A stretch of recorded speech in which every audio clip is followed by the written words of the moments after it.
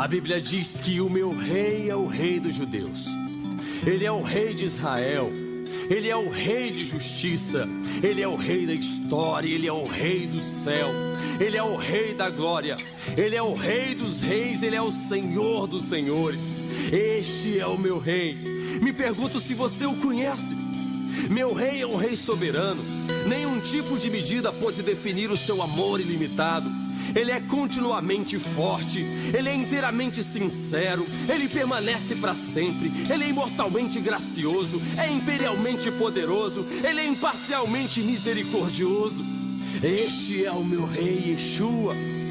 Ele é o Filho de Deus, ele é o Salvador do pecador, ele é a peça central da civilização, ele vive em si mesmo, ele é augusto, ele é o único, ele é sem paralelo, ele é sem precedentes, ele é supremo, ele é preeminente, ele é a sublime ideia na literatura. Ele é a mais alta personalidade na filosofia. Ele é o problema supremo na alta crítica. Ele é a doutrina fundamental da teologia verdadeira. Ele é o único qualificado para ser um salvador totalmente suficiente. Me pergunto se você quer conhecê-lo hoje. Ele é o milagre do século. Ele é o único capaz de suprir todas as nossas necessidades simultaneamente. Ele supre força para o fraco. Ele está disponível ao tentado e ao atribulado. Ele se compadece e salva. Ele guarda e guia. Ele cura o doente. Ele limpa o leproso. Ele perdoa pecadores. Ele absolve devoradores. Ele liberta os cativos. Ele defende o fraco. Ele abençoa o jovem. Ele serve ao desafortunado. Ele honra o velho. Ele recompensa o diligente e embeleza o humilde. Você o conhece? Você conhece Yeshua? Meu rei é a chave do conhecimento. Ele é a fonte da sabedoria. Ele é a entrada da libertação. Ele é o caminho da paz. Ele é a estrada da justiça. Ele é a vereda da santidade. Ele é o portão da glória. Ele é o mestre dos poderosos. Ele é o capitão dos conquistadores. Ele é a cabeça dos heróis. É o líder dos legisladores. Ele é o superintendente dos vencedores. Ele é o governador dos governadores. Ele é o príncipe dos príncipes. Ele é o rei dos reis. Ele é o senhor dos senhores. Este é o meu rei. Meu rei, seu ofício é múltiplo. Sua promessa é certa. Sua luz inigualável. Sua bondade não tem limites. Sua misericórdia é eterna. Seu amor nunca muda. Sua palavra é plena. E a sua graça é suficiente. Seu reino é justo. Seu fardo é leve. Seu jugo é suave.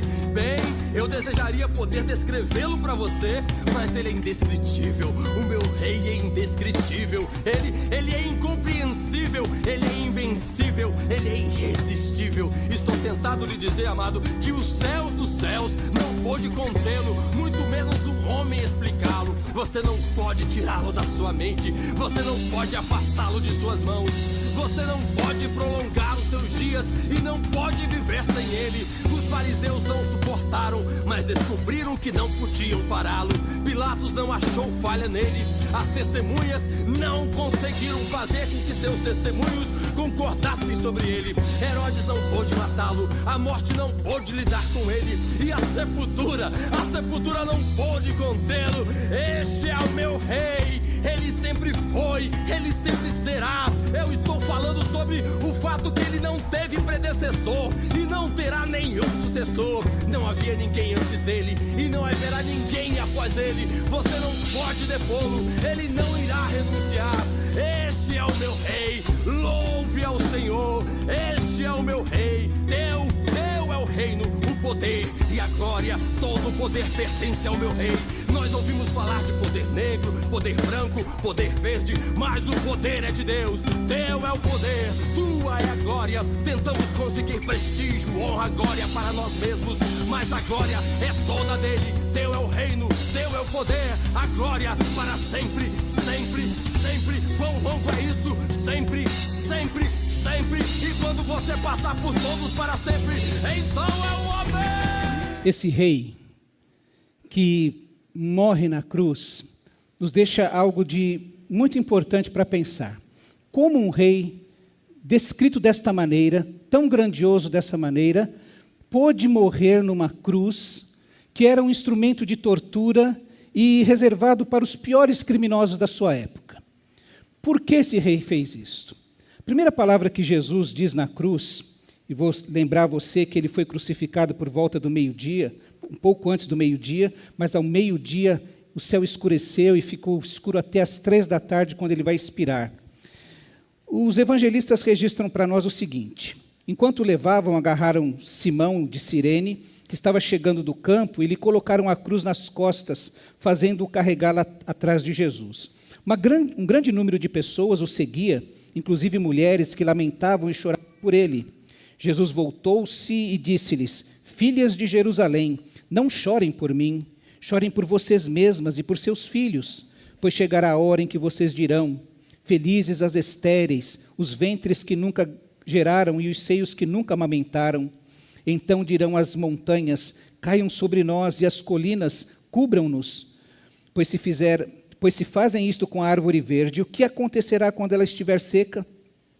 2 outros homens, ambos criminosos, também foram levados com ele para serem executados. Quando chegaram ao lugar chamado Caveira, ali o crucificaram com os criminosos, um à sua direita e outro à sua esquerda. Jesus disse: Pai, perdoa-lhes, pois não sabem o que estão fazendo. Perdão é das tarefas, dos sentimentos mais difíceis para nós. Você já deve ter ouvido alguém dizer assim: eu perdoo, mas não esqueço. Eu perdoo, mas não quero ver. E a cruz, ela é um símbolo do perdão de Deus. Perdão de um Deus que é capaz de, tomando a nossa forma, tomando a nossa humanidade, sendo crucificado ao lado daqueles criminosos e com tudo aquilo que os evangelistas vão contar que Jesus sofre para chegar à cruz, olhar para os seus algozes e dizer: Pai, perdoa-lhes. A mente de Jesus em momento algum, o coração de Jesus em momento algum, desfocou da tarefa que ele tinha. Nós vimos em ocasiões anteriores, todas as vezes ou as várias vezes que Jesus disse: eu vim para esta hora, para este momento de crucificação, porque este momento de crucificação é um momento, desculpe-me a redundância, crucial, em que Deus perdoa. E ali, naquele momento, Jesus não esquece da sua missão, da tarefa que ele veio realizar, daquilo que moveu o coração do Pai ao enviar o seu Filho ao mundo. Ele veio para perdoar, ele veio para oferecer perdão, ele veio para restaurar o relacionamento nosso com Deus, e a partir daí, transformar o nosso coração, que é incapaz de perdoar, ou incapaz de esquecer, em corações perdoadores, em corações que foram transformados pelo perdão de Deus e que por isso transmitem aos outros este mesmo perdão, que proclamam aos outros o mesmo perdão que receberam. O próprio Jesus ensinou aos seus discípulos que vocês receberam de graça, recebemos perdão de graça. Aquelas pessoas não sabiam, aquelas que estavam crucificando Jesus não sabiam o que estavam fazendo, não sabiam que estavam crucificando o Rei da Glória. Mas o Rei da Glória é glorioso, porque o seu amor é glorioso e o seu perdão também é glorioso. Essa foi a primeira palavra de Jesus na cruz: Pai, perdoa-lhes, eles não sabem o que estão fazendo. Eles não sabem que eu vim ao mundo para oferecer perdão a todo pecador, a todo ser humano. E este é o mesmo oferecimento que Jesus faz hoje para você, o perdão que vem do Pai. O coração perdoador de Deus é um coração que perdoa de maneira absoluta. Segunda frase que Jesus vai dizer na cruz do Calvário, acontece entre esses dois criminosos. Ele diz assim, Lucas registra para nós: os soldados, aproximando-se, também zombavam dele, oferecendo-lhe vinagre, e diziam: se você é o rei dos judeus, salve-se a si mesmo. Havia uma inscrição acima dele que dizia: este é o rei dos judeus. Um dos criminosos que ali estavam dependurados lançava-lhe insultos: você não é o Cristo? Salve-se a si mesmo e a nós. Mas o outro criminoso o repreendeu, dizendo: Você não teme a Deus, nem estando sob a mesma sentença? Nós estamos sendo punidos com justiça, porque estamos recebendo o que os nossos atos merecem. Mas este homem não cometeu nenhum mal. E então ele disse: Jesus, lembra-te de mim quando entrares no teu reino. Jesus lhe respondeu: eu lhe garanto, hoje você estará comigo no paraíso. Essa palavra de perdão de Jesus é um perdão absoluto. Não há criminoso, não há pecado, não há tamanho de pecado que possa impedir Jesus de perdoar. Como nós dissemos, a cruz era uma forma de tortura, era uma pena capital para os piores criminosos. E como um deles disse aqui, os nossos atos fizeram com que nós merecêssemos estar aqui pendurados na cruz. Então eles mesmos reconheciam os seus pecados, as suas atrocidades que haviam cometido, que precisavam ser mortos daquela maneira, com aquela pena capital, perdão. Mas é interessante que Jesus promete àquele homem arrependido que hoje ele estará no paraíso. Um perdão que não incondicional. Jesus não perde tempo perguntando quais foram os seus pecados. Que tamanho foi o seu crime que você cometeu? Ao arrependimento, ao pedido daquele homem, reconhecendo que Jesus era quem dizia ser, que Jesus era aquele que poderia dar a ele acesso à eternidade. Jesus então decreta àquele homem: hoje você vai estar comigo no paraíso. Porque o perdão que Deus oferece, ele é incondicional. Eu sei que por vezes nós olhamos para nós mesmos, para dentro do nosso coração, não vemos bem algum, e até temos dúvidas se Deus tem um amor capaz de nos perdoar, conhecendo-nos como só Ele pode nos conhecer. A verdade é que o amor de Deus, o perdão de Deus, ele é incondicional. Alcançou aquele criminoso. Uma outra situação interessante é quando ele está pendurado e diz lá em João 19, quando ele vê sua mãe e o discípulo a quem ela amava, e diz para eles, olha, vê João, que era o discípulo a quem ele amava, e diz: eis aí a sua mãe, e diz para ela: eis aí o seu filho. Esse perdão de Deus, ele não somente nos alcança naquele momento em que pedimos perdão a Deus, mas ele também alcança a nossa vida depois dele. Para aquele criminoso, alcançou naquele instante, ele não tinha mais vida para oferecer a Deus ou para viver com Deus. Eram alguns instantes ainda, alguns momentos, e partiria deste mundo. Mas Maria e João ainda permaneceriam muitos anos. João, especialmente, vai viver provavelmente mais 50 anos ainda. E Jesus está ali com a sua compaixão, dando uma palavra de compaixão, sabendo das necessidades. O perdão que nos alcança, meus irmãos, meu querido amigo, ele nos alcança para perdoar o pecado, mas também para nos acompanhar durante a nossa vida. E é uma palavra de segurança para aquele homem que estava pendurado na cruz: esteja seguro, hoje você vai estar comigo no paraíso. E para aquela mãe e para aquele apóstolo amado, dizendo a eles: olha, um vai cuidar do outro, porque a minha compaixão, meu amor, esse perdão que eu derramo sobre vocês, vai acompanhar vocês durante toda a vida. E, meus irmãos, o perdão de Deus incondicional nos traz segurança de enfrentarmos a vida e podermos imaginar, ter esperança com relação à eternidade. Estamos seguros porque Jesus ousou morrer na cruz e ousou nos prometer vida eterna, vida abundante nesse mundo e para a eternidade que transborda na eternidade. Você já tem essa segurança no coração?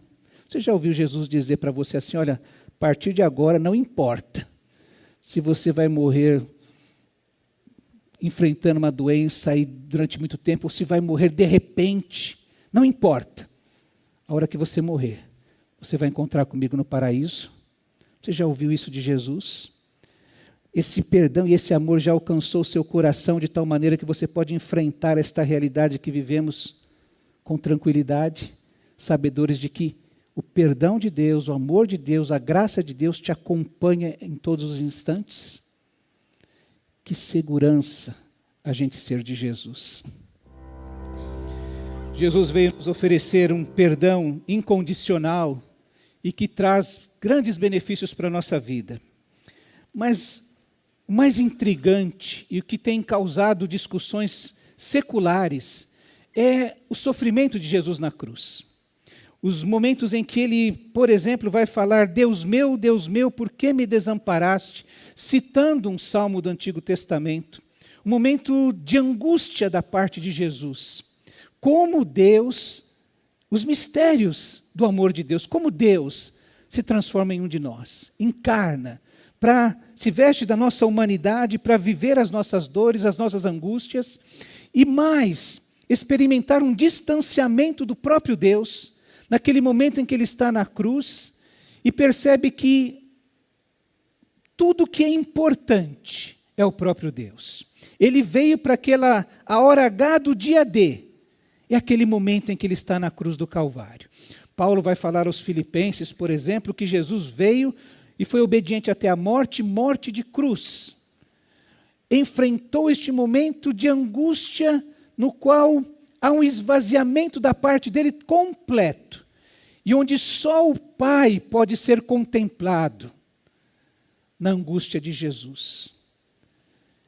Jesus se vê desamparado, como um ser humano viria, como ele é, longe do amor de Deus. Ali ele recebe todo o castigo, toda a dor. Ele cumpre a missão de vir para morrer no nosso lugar e sofrer o castigo que estava reservado a cada um de nós, a toda a humanidade. É descarregado sobre ele. Lembra que nós aprendemos sobre a ira de Deus sendo desviada de nós, mas sendo descarregada sobre Jesus para se cumprir a justiça de Deus? E ali se cumpre. E Jesus experimenta a morte no nosso lugar. O Deus encarnado, o Deus crucificado, experimenta a morte, a nossa morte. Ele morre em nosso lugar. E a morte, o último inimigo que nós temos que enfrentar, ele é menos doloroso para nós agora, porque Jesus enfrentou aquela morte que venceu a morte, porque ele ressuscitou.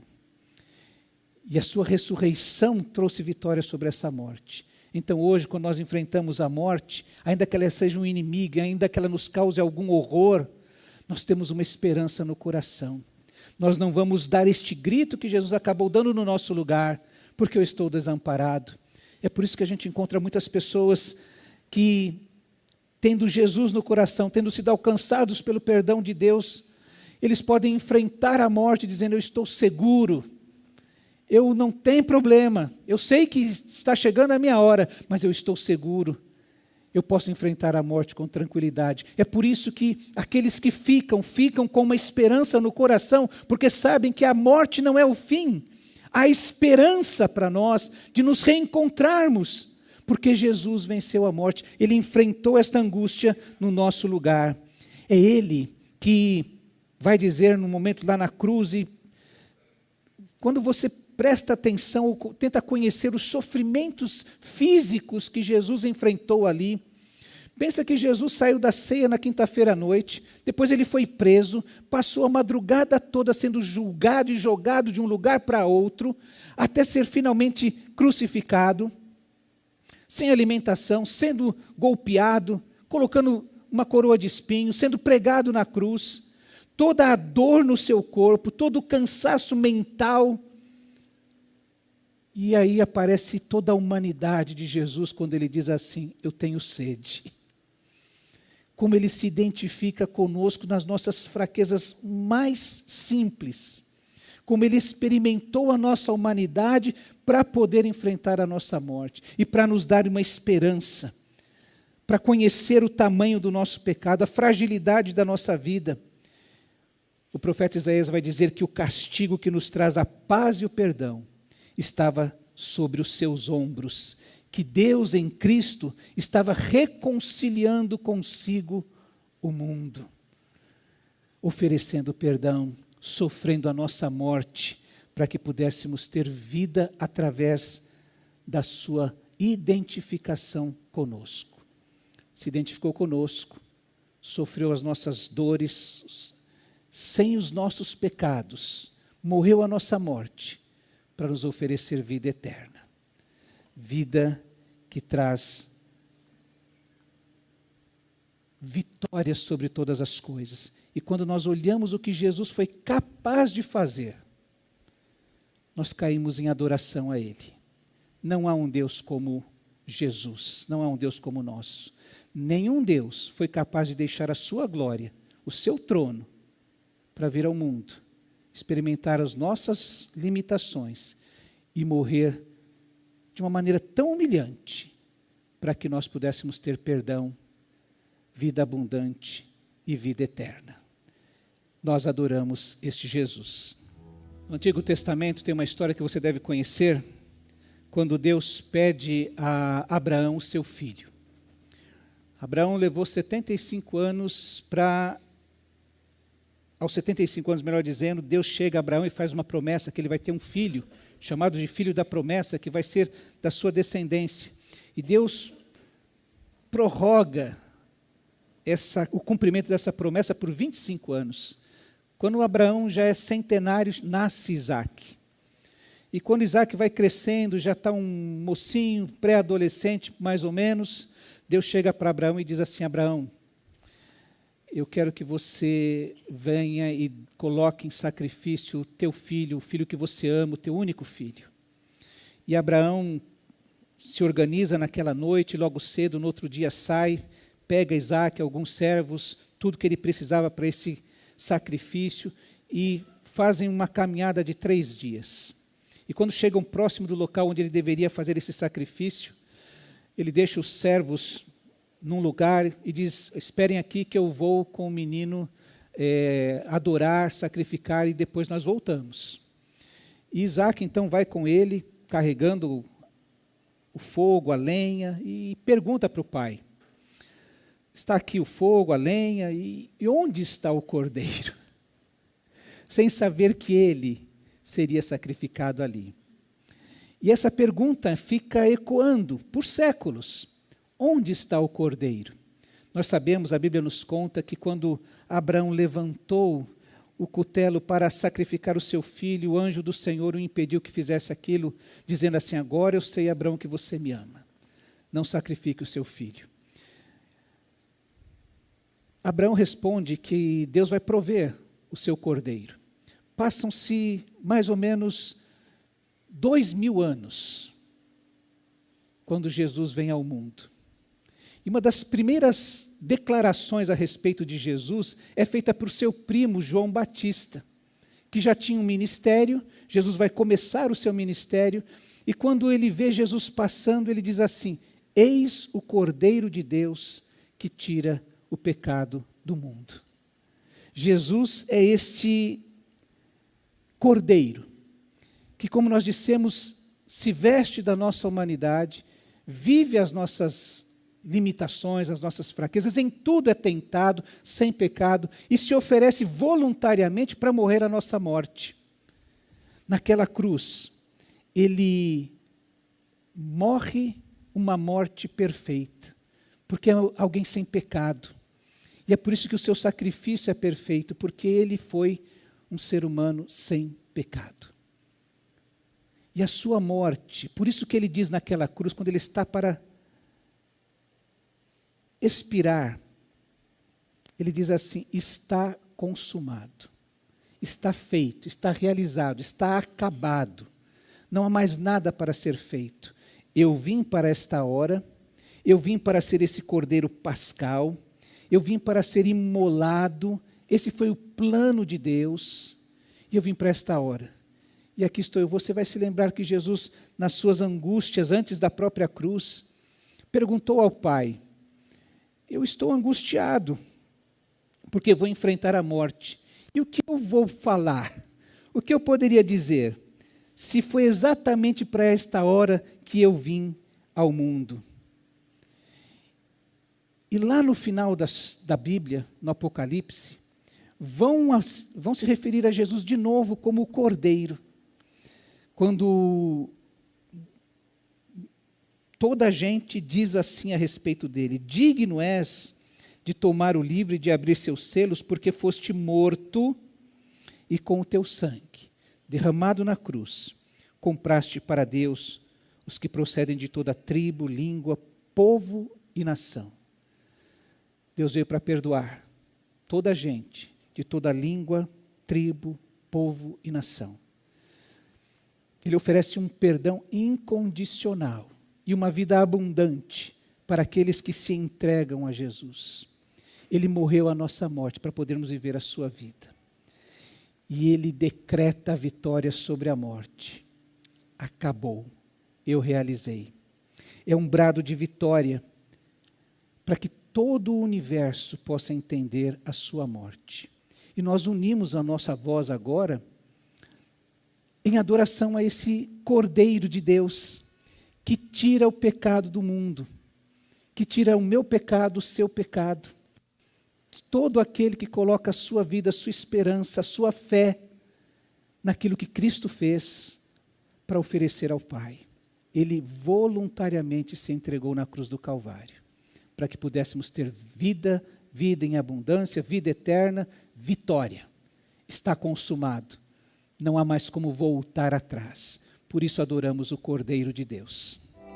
A última frase de Jesus na cruz está registrada em Lucas, no capítulo 23. Diz assim: já era quase meio-dia e trevas cobriram toda a terra até as 3 horas da tarde. O sol deixara de brilhar e o véu do santuário rasgou-se ao meio. Jesus bradou em alta voz: Pai, nas tuas mãos entrego o meu espírito. E tendo dito isso, expirou.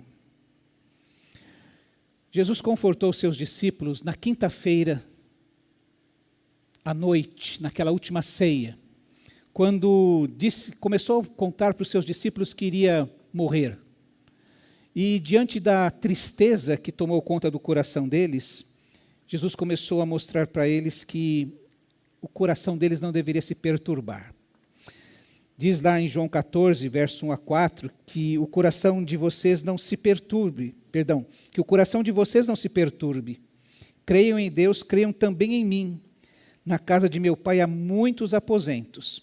Se não fosse assim, eu teria dito: vou preparar lugar para vocês.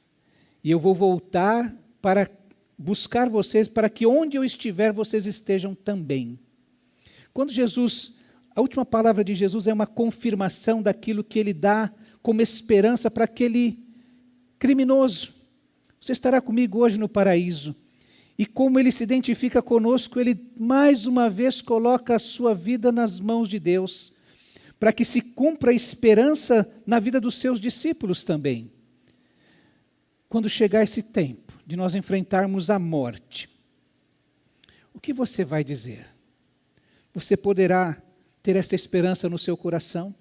Você poderá usar essa palavra de Jesus, ter este brado de vitória e esse brado de esperança?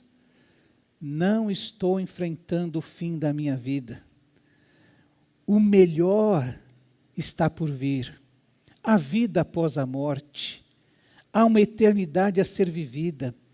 A Bíblia fala que aqueles que tiveram a oportunidade de lá estar, como o apóstolo Paulo, diz que é algo que os nossos olhos não contemplam nessa realidade, que a nossa mente humana não consegue conceber. Somente pelo Espírito Santo de Deus nós podemos ansiar por este lugar de grande prazer, de grande alegria, de grande perfeição, onde o pecado, onde as lutas, os problemas desta realidade, desta existência não mais existirão. É por isso que Jesus descansa. E a Bíblia fala que sairmos desta vida para entrarmos nessa eternidade na presença do Senhor é um descanso para a nossa vida, que é um anseio que todo cristão, que todo discípulo de Jesus tem em seu coração, poder descansar das lutas desta vida. E Jesus nos ensina que a sua última palavra: Senhor, a minha vida está nas tuas mãos. O que o Senhor me reserva é algo de tremendo. Na casa de meu Pai há muitas moradas, há muitos aposentos. Se não fosse dessa maneira, eu teria dito a vocês, eu vou preparar lugar para vocês, para que vocês estejam onde eu estiver. Essa é a promessa que Jesus faz aos seus discípulos. E naquela cruz, a última palavra, o último brado, é um brado de esperança. O que nós aguardamos? Como você vai enfrentar este momento? A Páscoa nos lembra da morte. Não é possível pensar na Páscoa sem esta cruz. Eu sei que a gente gosta do coelhinho da Páscoa e dos ovos de chocolate. Mas a Páscoa fala de morte. Fala de um Deus que foi capaz de vir ao mundo para morrer no nosso lugar, a morte mais desprezível que existia. Para que nós pudéssemos ter perdão, para que nós pudéssemos ter o nosso relacionamento reconciliado com o Pai, para que nós pudéssemos ter uma vida abundante, para que a nossa vida pudesse ser abundante de esperança, pelo tamanho do preço que Ele pagou. O preço que Jesus pagou não mostra o nosso valor, mostra o valor dele. O que ele foi capaz de fazer, o que o seu amor foi capaz de movê-lo a realizar. Na cruz, algo foi realizado e alguém o realizou. Na cruz, a morte foi vencida. O perdão de pecados foi alcançado. Um sangue que foi derramado, aquele sangue que foi derramado, perdoa pecados. E somente Jesus, o Filho de Deus, era capaz de realizar isso na cruz. Ninguém mais, nenhum outro. E é isso que nós proclamamos. É por isso que nós estamos no mundo. É por isso que existe uma igreja, ou as diversas igrejas estão pelo mundo a proclamar esta verdade. O amor de Deus pelo ser humano é um amor que a gente não consegue conceber sem que o Espírito Santo de Deus ilumine a nossa mente, desvende o nosso coração. Olhe para aquela cruz e lembre que Jesus morreu no seu lugar, para que você pudesse ter perdão, reconciliação no seu relacionamento com Deus. Alguém pode dizer que todos os caminhos levam a Deus. Mas a palavra de Deus, as Escrituras afirmam que Jesus é o único caminho, verdade e vida. Não há outro meio de se chegar ao Pai. Não há outro nome pelo qual importa que sejamos salvos. Somente o nome de Jesus. E a cruz revela isso. Enquanto ele esteve ali pendurado, ele lembrou o tempo todo do que ele estava realizando por mim e por você. Algo que só ele podia realizar. A salvação da nossa alma, a reconciliação do nosso relacionamento com Deus. É por isso que nós estamos aqui nessa noite proclamando isso a você, lembrando isso a você que já teve um encontro com Cristo, lembrá-lo para adorar este Deus. Por isso entregamos a nossa vida a Ele, porque Ele nos amou primeiro. Por isso nós o amamos, por isso damos a Ele a nossa vida. Nosso convite é para você entregar a sua vida a Jesus. Por ti, Jesus, darei a minha vida. Porque esse Jesus foi capaz de entregar a sua vida por você, naquela cruz do Calvário. Nosso convite é sempre este. A nossa missão é essa, proclamar Jesus como Senhor e Salvador. Aqueles que o aceitam, aqueles que o recebem em seu coração, terão a perdão dos seus pecados e a esperança que vai dominar a sua vida e a sua existência. Você já tomou essa decisão no seu coração? Você entendeu o que Jesus falou, o que Deus está falando? Você está entendendo o que Jesus está falando com você nessa noite? Que essa palavra é para o seu coração, é para que você possa colocar a sua vida nesse relacionamento com Deus, e ter essa esperança, viver aquele mesma promessa que aconteceu com aquele criminoso na cruz. Você vai se encontrar comigo no paraíso hoje, não importa o tamanho do seu pecado, Não importa o que você já tenha feito. Há perdão no nome de Jesus. Há poder neste nome. Há poder neste sangue derramado na cruz. Porque Deus em Cristo, naquela cruz, está reconciliando o mundo consigo. Todo aquele que tiver essa mesma atitude daquele criminoso, reconhecer Jesus como seu Senhor, como seu Salvador, que Ele é o que Ele diz ser, o Senhor e Salvador, vai ter vida eterna, vai receber imediatamente esta promessa da parte do Pai. Eu quero convidar você a tomar uma decisão agora. Se Deus está falando com você no seu coração, dizendo, se você entendeu essa palavra, que Deus está falando com você, eu queria conhecer você. Você levantar sua mão onde você está, para que a gente possa orar por você, para que Deus confirme no seu coração esta promessa de vida eterna. Há alguém nesta noite que Deus falou com você? Que essa mensagem foi com você? Ah? Levanta sua mão, amém, glória a Deus por isso. A Bíblia diz que há festa nos céus, quando uma pessoa toma uma decisão ao lado de Cristo, retornando para os seus caminhos, a reconciliação, a perdão de todos os pecados, cancelamento de todos os pecados, e colocar no seu coração a esperança da vida eterna. Há mais alguém que entendeu essa palavra, que compreendeu? Levanta sua mão, a gente quer orar por você.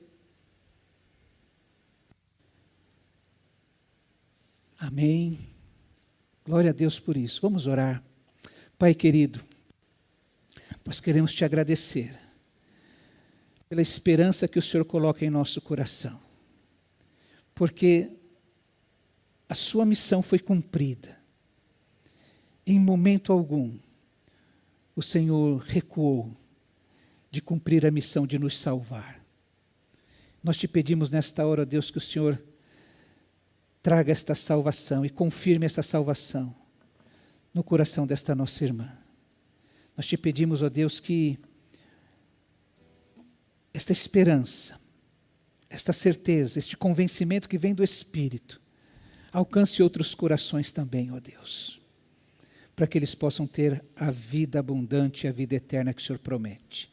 Nós te agradecemos, exaltamos e glorificamos o teu nome, porque só o Senhor é Deus, só o Senhor salva, só o Senhor morreu na cruz, ousou morrer na cruz no nosso lugar, só o Senhor venceu a morte para nos garantir a vida eterna.